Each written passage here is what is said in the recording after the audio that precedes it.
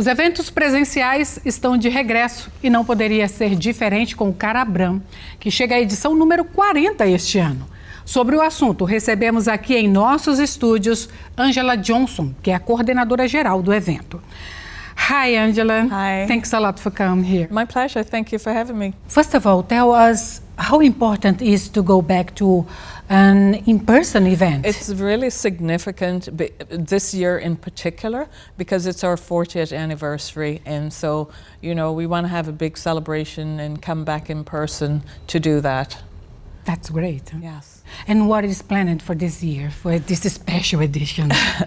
Well, we wish we could make it even bigger, better, but you know, the short planning cycle, because you know, when we found out that we could go back in person, you know, it didn't give us a really the time that we normally give to planning, because it really does take a lot of planning, you know, to work with all the different cultures, get new cultures in, you know, find locations, etc., etc.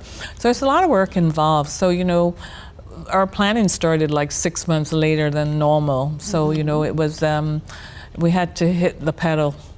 But do we have the schedule done already? Yes, okay? We're ready to rock and roll on July 8, 9, and 10. One of the other things that is significant in some respect is that we have a collection of cultures in a single location. So for instance, at Century Gardens, you know, we have what we call the Pavilion of Cultures, and I'll explain that a little bit more in a second. But we have Philippines, we have a rink with the Caribbean, Africa, China.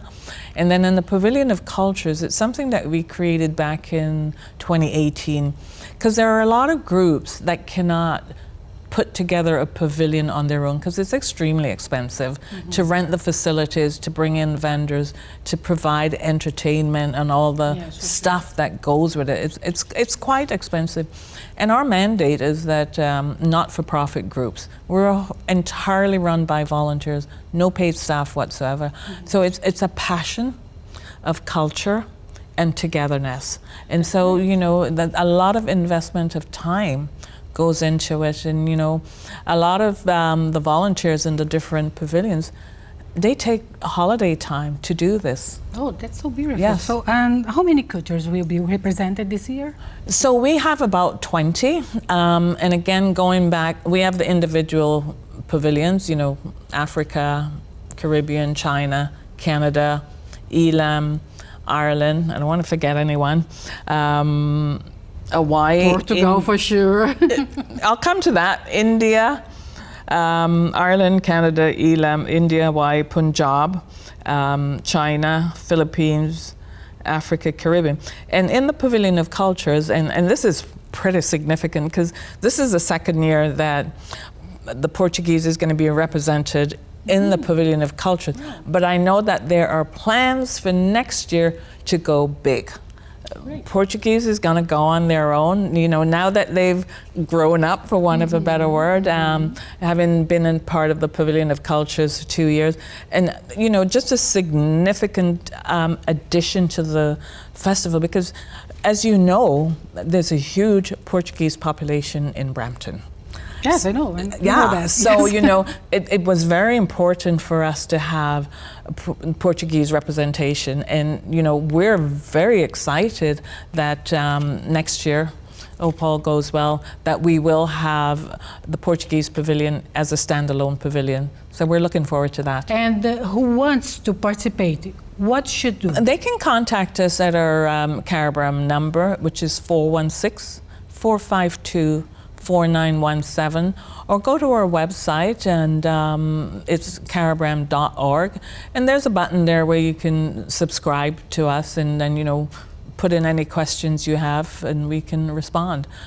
But we're always looking for different cultures to participate in the Pavilion of Cultures. You know, we're full now as we're just a few weeks away from the festival, but anyone who's interested, any culture that's not currently represented, they're welcome to give us a call.